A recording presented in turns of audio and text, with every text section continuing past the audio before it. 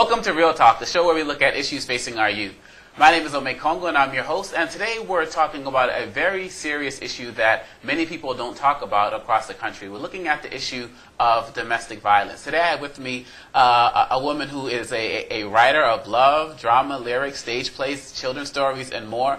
She's been writing for over 16 years, and she recently has published a poetry manuscript entitled From an Officer's Wife, which offers a glimpse into the series of difficulties, joys, and hardships faced by police officers and their families. Her newest book is called Through a Child's Eyes, and it tells the story of the decline of her relationship because of domestic violence through the eyes of her 6-year-old. Claudine Barbot, welcome to Real Talk. Thank you. This is a very touchy situation for many people, and they don't really like to get into it, but you've really taken the lead in getting out there, speaking about it, blogging about it, and now writing a book about it. What inspired you to get out there and speak about this issue when so many people remain silent on it? The main thing that inspired me was the fact that I'm still here, because my life was almost taken on various occasions, and I'm like, God saw me through every time. So there has to be a reason for that, So I took that as it's my testimony. It's my job to go out and inform people, educate people, and just share my experiences. What happened with me, what happened with my children, and secondly, just looking at them and trying to get them help and just making it be known. Now that's very important. Now, many people can get out there and speak about their experiences as it relates to domestic violence, but you chose specifically to do it through the eyes of your own child. Why did you decide to go that route? Because she opened up my eyes, and I wasn't really aware of how detrimental the situation was until she just came and started talking to me about it. Like the other two, I have 3 children, and the other 2, they kind of, I can see it in their actions, but my oldest child, she was vocal with it, and she just came to me, and just the things that she was saying touched me. It was touched me like, oh my gosh, I'm doing this to my children. Not by choice, obviously, but it was just something that I'm like, I need to let this, put it out there. And especially the reason why I wrote the book was because I wanted to let their father know, because he had no idea, or in his mind, the children were just there. Like, they weren't affected. They don't know what's going on. But children do know. They understand. They see it. They might not understand completely, but they see it, and it hurts them. It affects them. They might not say anything. But when she came to me, I used her words, put them into a manuscript, and read it to her father. And that brought him to tears. But even still, he didn't stop. Now, do you feel like there are situations where many people who are caught up in this situation, whether it's the man or the woman, the abuser, the person being abused, they're so caught up in it that they really don't take any time to think about what's going on in the minds of the children? It's easy to lose sight of that, because whereas I know it affected my children and I didn't want them to see it, and a lot of the episodes, actually most of them, occurred in front of them. I didn't want them to witness it. But I don't think their father was mindful of the fact that they were around. He didn't take into consideration, and I guess in the heat of the moment, that was the last thing on his mind, but it was always the first thing on mine. And I knew it was affecting them, because children, they can tell when something's wrong with you. They'll cry, or they act different, or they withdraw altogether. And that's kind of like what, woke me up. Yeah. So. Now, you talked about that in terms of withdrawing a little bit. There may be some type of withdrawal that takes place within the home as relates to communication with you or their father. But what type of other things did you start to see in terms of their relationships and the way they responded to things outside of the house, school, out in the community, out on the playground? Did you start to see changes in their behavior then as well? Remarkably, outside the home, they were like me. I don't know, they might have learned this from watching me. Outside the home, I gave no indication that there was anything going on, any kind of havoc being wreaked in my household. And my children did the same thing. They were happy, they were normal, their grades, they excelled in school. So there was no indication outside of, what I saw in the household. They were normal around other people. But at home, they would cry, they were clingy, they were very fearful that I would leave them. They were scared, like separation anxiety, they had that. They were just, it was a mess. And my son, he was a baby, and even he went through it when he was I think he was a year old or maybe going on 2, and it was just when he was with his father, he was content, but his animosity was toward me. Wow. And I don't know how, he played that in his own mind or what made him behave like that. But him and his father were really close. So maybe he saw me as, a threat. Yeah. I'm not sure how that worked with him, but it was definitely a change in all of them.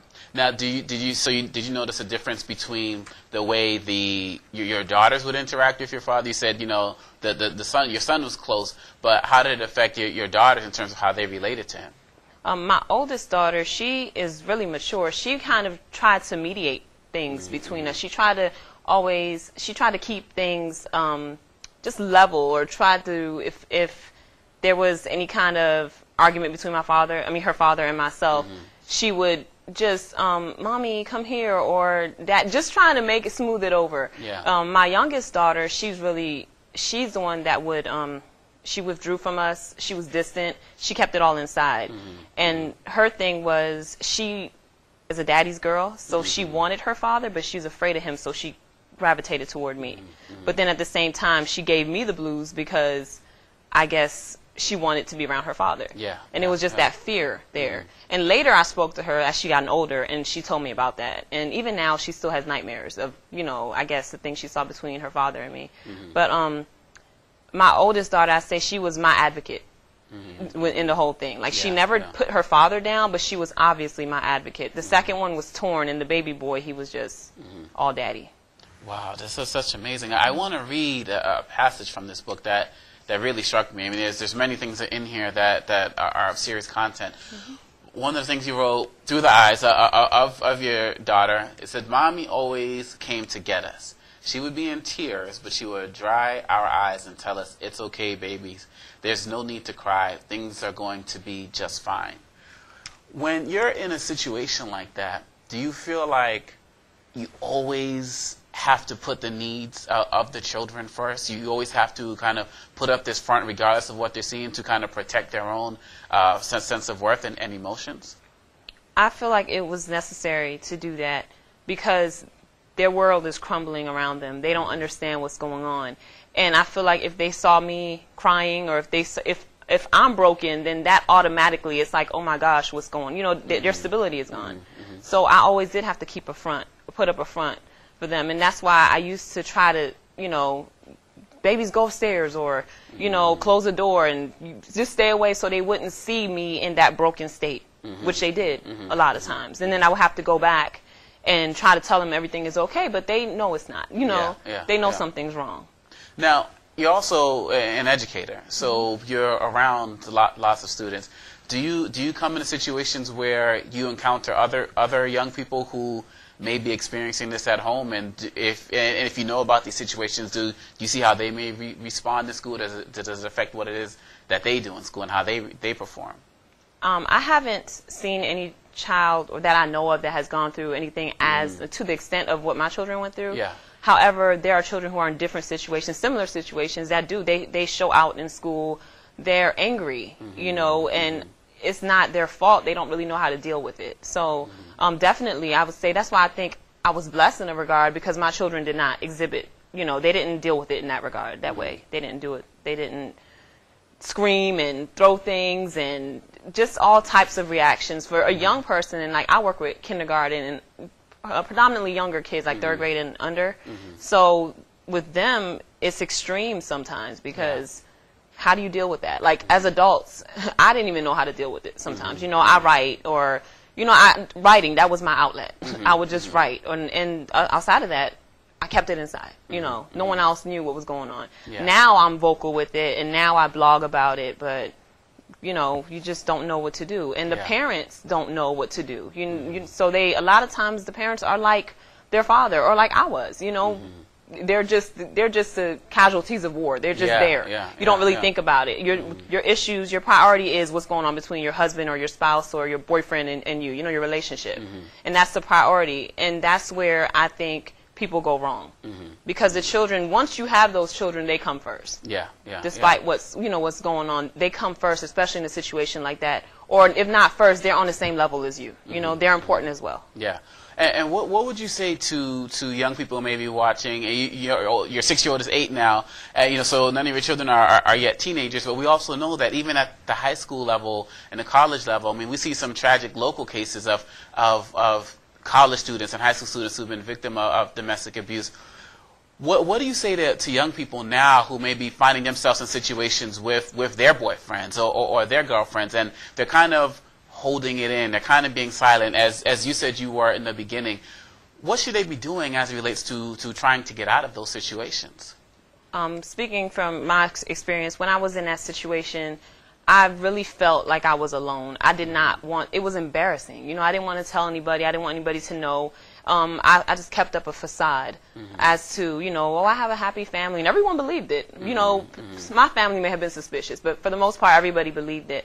And I feel like people who are in those situations, they react like that because they don't know that there are people they can turn to. Like, for me, it was the YWCA. They helped me. They have counseling, to talk about things like that. And it's not anything that you have. It's confidential. There are domestic violence organizations and all types of help centers and help hotlines that you can call to get out of that situation. But first, you have to realize that it's a bad situation. Like with me, I was like, oh, it's not that serious, it's not that bad. And with every occurrence, it got worse. Like maybe the first time he pushed me down. Okay, people fight, whatever. And then the next time he was grabbing my hair, pull my hair out, and I'm like, okay, well, he didn't mean to do it. Then the next time he's literally taking his hands to my face, So it progressively got worse, but I downplayed it, and I'm just saying, you love this person, so you're blinded, but you have to realize, you have to be willing to I'm not going to say be willing, because it's not like you're willingly not realizing it. But your eyes have to be open to it before you realize that you need help, and help can be given. That's what you have to realize. Like people are there to help you, be it a friend or confide in someone. You have to confide in someone, and a lot of times that's what takes it from from actually being a victim and being alone to getting the help you need. For me, honestly, it was when we got into a fight and he bit me, and it was like I had to go to the hospital. So at that point, I couldn't hide it. I had to call his parents. They came over. They claimed they had no idea what was going on. I had to call my family. I had to leave home and go stay with, so things just kind of spiraled to a point where other people were like, something has to happen. So, but then that might be too late also, in some instances. So sometimes love can blind you. It definitely blinds you. Definitely. Well, for me anyway, I can't speak to other people, but definitely I was blinded by everything. I saw the good in him. I saw the potential in him. I saw, there was love, and it's like when you love someone, you try to help them. But with every time I tried to help him, it was like digging a hole deeper for myself, because everything that happened with him, he turned it around on me. So it was just it's like a cycle. It's a cycle that you stopped, hopefully, for your children by standing up in the way that you did. I think that's amazing. This book, through a child's eyes, your poetry, your blogging, and the projects that you have coming up are incredibly phenomenal. And when we come back from the break, I want to get into a little bit more of the book and some of the other projects that you're working on as well. We'll be right back with more Real Talk. Now, come on. Come on.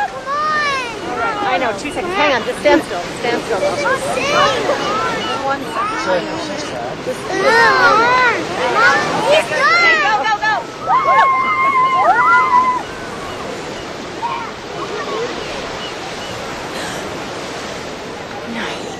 Boys, hang on, boys! You don't have to be perfect to be a perfect parent. There are thousands of children in foster care who will take you just as you are. Welcome back to Real Talk, the show where we look at issues facing our youth. My name is Ome Congo, and we're talking with Claudine Barbot, author of Through a Child's Eyes. And I want to read this passage from the back of the book, which really speaks to some of the seriousness of this issue that her children had to deal with. You write, Daddy would get really mean and follow Mommy around the way a bully would on the school playground. He would stare at Mommy with this scary look in his eyes. Mommy would back away. She would yell at Daddy to stop, but Daddy didn't listen. He just became angrier, and all of a sudden, he wasn't daddy anymore. He was like a monster. What is it like to